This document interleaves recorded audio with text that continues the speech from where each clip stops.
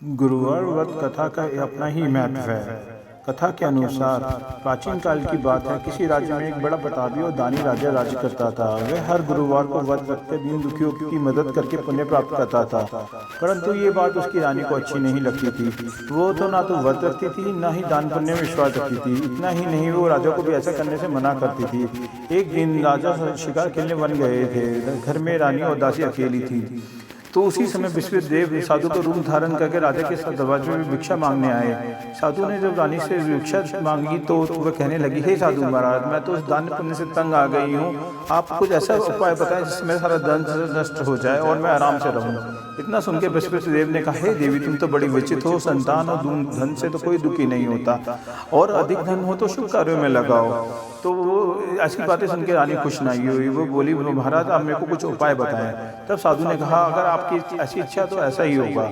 आप हर गुरुवार को दिन अपना घर गोबर से लीपकर अपने बालों को पीली मिट्टी से धोना, राजा को हजामत बनाने के लिए कहना, भोजन में मांस मदिरा का उपयोग करना, और तो आपका धन सारा नष्ट हो जाएगा। साधु की बात कहे के अनुसार वो केवल 3 बृहस्पतिवार ही बीते थे, उसकी रानी की सारी धन संपत्ति नष्ट हो गई। भोजन के लिए भी राजा का परिवार तरसने लगा। तब राजा ने एक दिन कहा कि मुझे तो यहाँ पे सब लोग जानते हैं, तो मैं कोई छोटा कार्य नहीं कर सकता, मैं कहीं दूर जाके कुछ कार्य करता हूँ। तब राजा कहीं दूर जाके जंगल में लकड़ी काट कर अपने जीवन व्यतीत करने लगा। एक समय ऐसा भी आया जब रानी और दासी के पास खाने के लिए भी रोटी नहीं थी। वो 7 दिन भूखे रहे। तब रानी ने दासी से कहा कि मेरी बड़ी बहन के पास जा। मेरी बड़ी बहन पास में ही रहती है और उसके वो बड़ी धनवान है। तो रानी की दासी उसकी बड़ी बहन के पास गई, पर उस दिन बृहस्पतिवार था। रानी की बहन बृहस्पतिवार की व्रत कथा सुन रही थी, तो उसने दासी को कोई जवाब नहीं दिया। दासी दुखी मन से वापस लौट आई। तब रानी की बहन ने सोचा, अरे दासी की तो लौट गई, रानी को बुरा ना लग जाए। तो वो रानी के पास गई, बोली, बहन, मेरी बृहस्पतिवार की कथा चल रही थी, तुम उसके बीच में ना उठते हैं ना बोलते हैं, तो इसलिए मैं बोल नहीं पाई, बता क्या कष्ट। तो उसने कहा कि रानी ने बोला कि आप तुमसे क्या छुपाया है, हमारे पास खाने के लिए भोजन तक नहीं है, हम 7 दिन से भूखे हैं। तब उसकी बहन ने कहा, भगवान विश्वदेव की पूजा करो, भगवान विश्वदेव बड़े दयालु हैं, वो आपकी सभी मनोकामना पूर्ण करेंगे।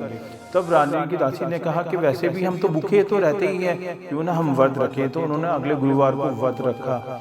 तो पर उनके पास खाने के लिए कुछ नहीं, तब वो दोनों बड़े दुखी हो गए। तो भगवान विश्वदेव उनके लिए खाना लेके आए, उन्होंने भोजन प्राप्त करा। ऐसे कुछ गुरुवार ही बीते थे व्रत रखते, और उनके पास धन दोबारा से प्राप्त होने लगा। रानी ने थोड़ा सा आलस दोबारा शुरू करा। तब दासी ने उसको समझाया, हे रानी, तुम पहले भी आलस करती थी, तो इस कारण से हमारा सारा धन नष्ट हो गया। अब आलस मत करो, इस धन को शुभ कार्यों में लगाओ। तब रानी ने इस काम को शुभ कार्यों में लगाना शुरू करा, दान पुण्य में लगाना शुरू करा, कुंवारी कन्याओं का विवाह करना शुरू करा। ऐसे उसकी यश कीर्ति ज़्यादा सारे गांव में फैल गई।